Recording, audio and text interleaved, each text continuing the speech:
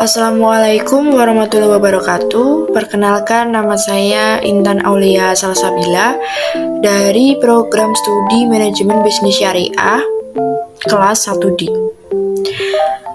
Saya akan menceritakan tentang seorang tokoh filsuf yang terkenal pada zaman Yunani, yakni Anaximandros.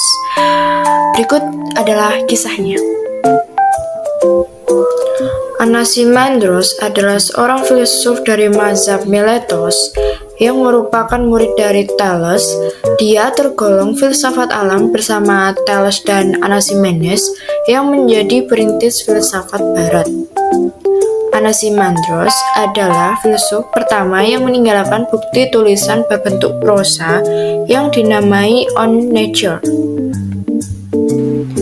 Riwayat hidup Anaximandros. Anaximandros lahir pada tahun 610 sebelum Masehi. Ia meninggal pada tahun 546 sebelum Masehi saat berusia 63 tahun. Menurut tradisi Yunani kuno, Anaximandros telah berjasa di bidang astronomi dan geografi. Anaximandros dikatakan sebagai orang yang pertama kali membuat peta bumi. Usahanya dalam bidang geografi dapat dilihat ketika ia memimpin ekspedisi dari Miletos untuk mendirikan kota perantauan baru ke Apollonia di Laut Hitam.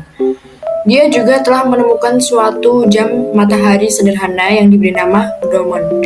Ia mampu memprediksi kapan terjadinya gempa bumi. Kemudian, ia menyelidiki fenomena alam seperti gerhana, petir, mengenai asal mula kehidupan, dan asal mula manusia. Terdapat 3 pemikiran yang telah Anaximandros kaji. Yang pertama yaitu to apeiron sebagai prinsip dasar segala sesuatu. To apeiron yang berasal dari bahasa Yunani yang artinya tak terbatas atau tanpa batas. Anaximandros mengkritik pandangan Thales mengenai air sebagai prinsip dasar segala sesuatu.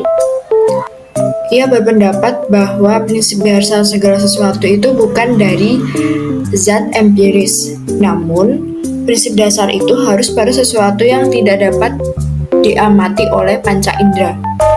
Prinsip dasar itu bersifat ilahi, abadi, dan tak terubahkan. Pada prinsip segala sesuatu yang ada di dalam jagat raya ini, banyak unsur-unsur yang berlawanan, yakni panas, dingin, kering, basah, malam, dan terang.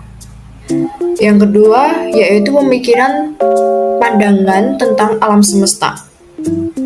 Ia berpendapat bahwa segala yang ada di bumi berasal dari satu bahan tunggal, bukan air.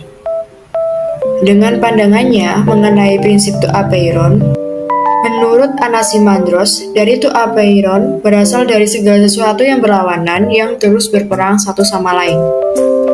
Misalnya, yang panas membalut yang dingin terjadilah cair dan beku. Yang beku inilah yang kemudian menjadi bumi. Api yang membalut yang dingin terpecah. Pecahan inilah yang berputar sehingga tercipta matahari, bulan, dan bintang-bintang. Thales menjelaskan bumi melayang di atas lautan.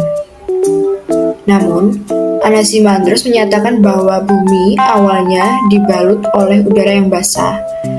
Lalu, akibat perputaran bumi, maka bumi menjadi kering. Udara yang basah inilah yang dianggap sebagai laut. Yang ketiga, pandangan mengenai makhluk hidup. Anaximandros berpendapat bahwa pada awalnya bumi diliputi air semata-mata. Karena panas yang ada di sekitar bumi, ada laut yang mengering dan menjadi daratan. Dari situlah mulai ada makhluk-makhluk lain yang naik ke daratan dan mulai berkembang di darat. Ia berpendapat bahwa tidak mungkin manusia menjadi makhluk pertama yang ada di darat.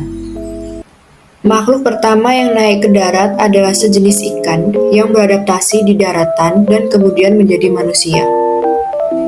Jadi, dia berpendapat awal mula kehidupan di bumi bermula dari sejenis ikan yang beradaptasi di darat kemudian berevolusi menjadi manusia.